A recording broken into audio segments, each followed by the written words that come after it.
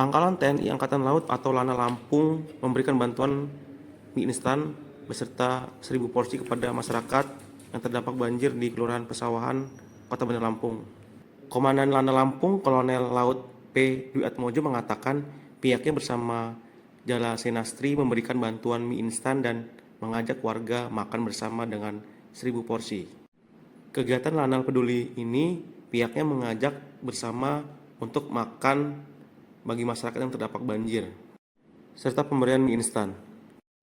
Pihaknya berharap dengan pemberian tersebut mudah-mudahan bisa bermanfaat bagi masyarakat yang terdampak banjir, serta tanpa mengurangi rasa kebersamaan dan pihaknya ikut prihatin apa yang dialami masyarakat.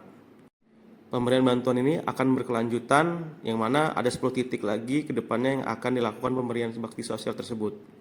Prajurit TNI Angkatan Laut di Lampung juga merasakan kesedihan pasca diterjang banjir.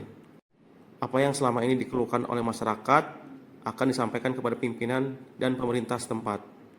Semoga apa yang diberikan ini bisa bermanfaat bagi masyarakat yang terdampak banjir di wilayah Kelurahan Pesawahan, Kecamatan Teluk Biru Selatan. Kepada rekan-rekan wartawan sekalian, terima kasih atas kehadirannya pada kesempatan siang hari ini, ikut meramaikan, ikut terlibat di dalam kegiatan Lanal Peduli. Lampung melaksanakan makan bersama masyarakat yang terdampak banjir di Desa Pesawahan. Mudah-mudahan ini bisa bermanfaat, mengurangi rasa kebersamaan, menimbulkan rasa kebersamaan buat kita semua, bahwa kita sama-sama ikut prihatin, kita hidup di masyarakat dan sama-sama merasakan apa yang dialami masyarakat yang ada di sini. Kegiatan kali ini yang kita laksanakan ada pemberian sembako berupa Indomie, juga makan bersama. Kita siapkan hari ini sekitar 1.000 porsi untuk masyarakat, dan kegiatan ini tidak hanya berhenti sampai di sini. Kita akan berkelanjutan. Sudah kita koordinasikan dengan pemerintah atau instansi lain bahwa ada tempat-tempat lain yang berdampak sama, kurang lebih sekitar 10 titik yang akan kita laksanakan acara seperti ini ke depannya mulai dari hari ini.